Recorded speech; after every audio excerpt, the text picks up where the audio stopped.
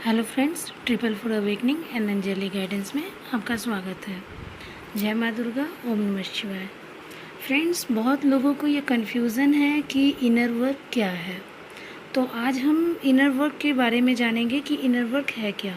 Inner work जिसका अर्थ ही है अपने भीतर देखना, अपने अंदर झांकना, उस पर काम करना। जितना छोटा यह वर्ड सुनने में लगता है, इसका अर्थ उतना ही जटिल है। इनर वर्क यानी आंतरिक कार्य, अंतर्मन को खुश रखने का काम है। इसमें हम अपने सोल, बॉडी और माइंड को अलाइन करते हैं। सोल जो हमारी आत्मा, बॉडी जो हम 3D वर्ल्ड में काम करते हैं, मतलब हमारी जो बॉडी होती है, माइंड जो कि हमें सोचने समझने की शक्ति देता है। उन तीनों को अलाइन करके हम अपने कर्म पथ पर आगे बढ़ते हैं। यही इनर वर्क कहलाता है। जनरली इनर वर्क को मैं 2 कैटेगरी में रखती हूँ। पहला है सिंपल इनर वर्क और second spiritual inner work. Simple inner work friends वो होता है जिसमें हम किसी खास एडिक्शन को छुड़ाने का प्रयास करते हैं। जैसे मान लीजिए किसी को शराब पीने की लत है या मास्टरबेट करने की लत है, तो उसे छुड़ाने के लिए किए गए प्रयासों को हम इनर वर्क कहते हैं, सिंपल इनर वर्क कहते हैं। जैसे हमारे बॉडी पर घाव हो गया तो उसे हम ठीक करने के लिए मलहम दवा लगाते हैं, उसी तरह से ये हमारा ऊपरी सफाई हुआ।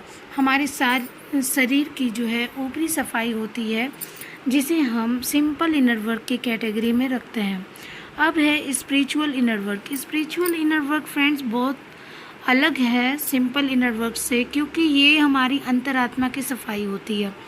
अवेकनिंग के तुरंत बाद जब ट्विन की अवेकनिंग होती है तो इनर वर्क करना होता है उन्हें अपने अवेकनिंग के दौरान। तो यह कैसे किया जाए लोगों को पता नहीं होता है। तो अवेकनिंग, जैसा कि आप जानते हैं, अवेकनिंग यानी जागरूकता, जो कहीं ना कहीं हम अपनी फियर और डिज़ायर को पूरा करने के लिए किसी से अटैच हो जाते हैं, और उससे डिटैच होने की प्रक्रिया स्पिरिचुअल इनर वर्क कहलाता है। इसके अंतर्गत हमें अपने भीतर की सफाई करनी होती है, अपनी बुराइयों को ख़त्म करके अपनी अच्छाइयों के साथ उस परमात्मा को पाने की दिशा में बढ़ना होता है। स्पिरिचुअल इनर वर्क को जानने से हमारे अंदर जो जो प्रॉब्लम है उससे दूर करना होता है। ये उसी तरह से है फ्रेंड्स कि आपको भूख लगी है तो ये सिर्फ आप जान सकते हैं कि आपको भूख लगी है, कोई दूसरा नहीं जान सकता है।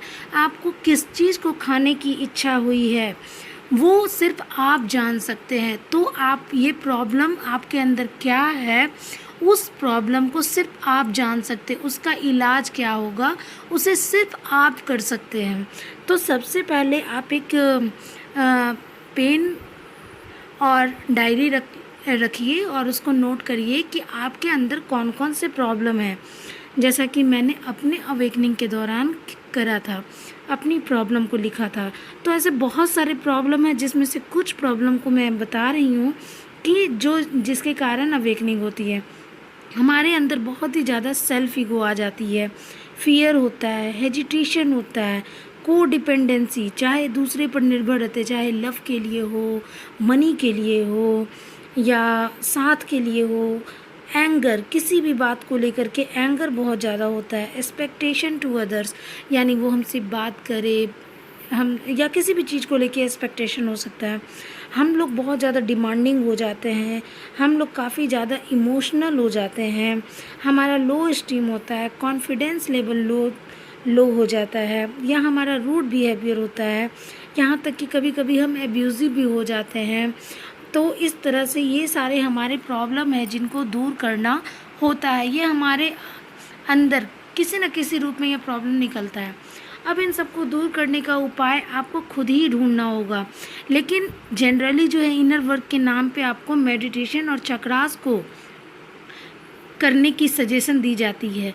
अब आपको मैं अपना एग्जांपल देती हूँ कि किस तरह मैंने 3 मंथ में खुद को ठीक करा।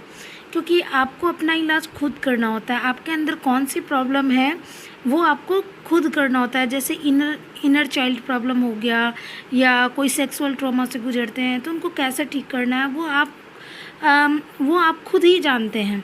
अगर मैं कह दूं कि सुबह उठो और दौड़ो तो क्या आप कर लेंगे? नहीं कर सकेंगे। अगर मैं कहूँ कि आप डांस करो तो क्या आप करेंगे? नहीं कर सकेंगे। आपको ठीक लगना चाहिए, आपको कंफर्टेबल फील होना चाहिए, तभी आप वो इनर वर्क करेंगे। आपको जिस चीज़ में कंफर्टेबल फील होता है वही आपका इनर वर्क है। तो फ्रेंड्स, एक कॉपी पेन उठाइए और अपनी सारी प्रॉब्लम उसमें पॉइंट वाइज लिख दीजिए और एनालिसिस कीजिए कि आप जब खुश थे, आप जब नॉर्मल कंडीशन में थे तो आप क्या क्या करते थे और क्या करना आपको अच्छा लगता था। उन सब की लिस्ट बनाइए, जैसे कि मैंने अपने टाइम पे बनाई थी। जैसे मुझे डांस करना अच्छा लगता था, म्यूजिक सुनना अच्छा लगता था, फ्रेंड से बातें करना, डायरी लिखना, पोएम लिखना, बच्चों को पढ़ाना, पेंटिंग करना, वॉक करना, कुकिंग करना, आकाश को घंटों देखते रहना, प्लांटिंग करना, बुक्स पढ़ना, किसी दूसरे की हेल्प करना, मेहंदी लगाना। तो ऐसे फ्रेंड्स, आपके अंदर भी बहुत सारी ऐसी चीज़ें हैं जो कि आपको करना अच्छा लगता है और इन सब को धीरे धीरे मैंने करा, जो कि मैंने ट्विन के आने के बाद बिल्कुल ही इग्नोर कर दिया था। तो आप इन सब को कीजिए। धीरे धीरे मैं फिर नॉर्मल हुई और इन सब के साथ मेडिटेशन और चक्रास भी किए। मेडिटेशन और चक्रास करने की सलाह इसलिए दी जाती है फ्रेंड्स कि ताकि आपका थॉट प्रोसेस कंट्रोल हो सके और आपका माइंड पूरी तरह से काम हो जाए और जब आपका माइंड कंट्रोल में होगा तो रिकवरी तेज़ी से होती है। जैसा कि आप जानते हैं कि सारी इनर वर्क सही से आप जब करेंगे और डिटैच होंगे जब अपने ट्विन से, तो आप अपने नॉर्मल लाइफ में वापस आएंगे और हाई वाइब्रेशन में रहेंगे और इसी बीच आपको खुद को जानने का मौका मिलता है। जिस क्षेत्र में आप जानना चाहते हैं उस क्षेत्र में आप जाते हैं।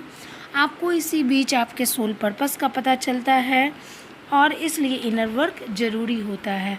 तो फ्रेंड्स, आप बिल्कुल भी ये मत सोचिए कि इनर वर्क जो है हमें कैसे करना है। तो इनर वर्क का मतलब ही है अपनी इंटरनल सोल को हैप्पीनेस देना। तो फ्रेंड्स, आप लोग अब खुद से भी इनर वर्क कर सकते हैं। ये कोई पूजा नहीं है, ये कोई ज़बरदस्ती का वर्क नहीं है, ये आपकी अंतरात्मा को खुश करने का काम है। ये इनर वर्क है। आप अगर खुश होंगे तभी किसी की हेल्प कर सकते हैं, आप आगे बढ़ सकते हैं। तो आज तक के लिए इतना ही friends. Bye, love you all soul family. खुश रहें, स्वस्थ रहें, मस्त रहें और अपने जीवन में आगे बढ़ते रहें। धन्यवाद।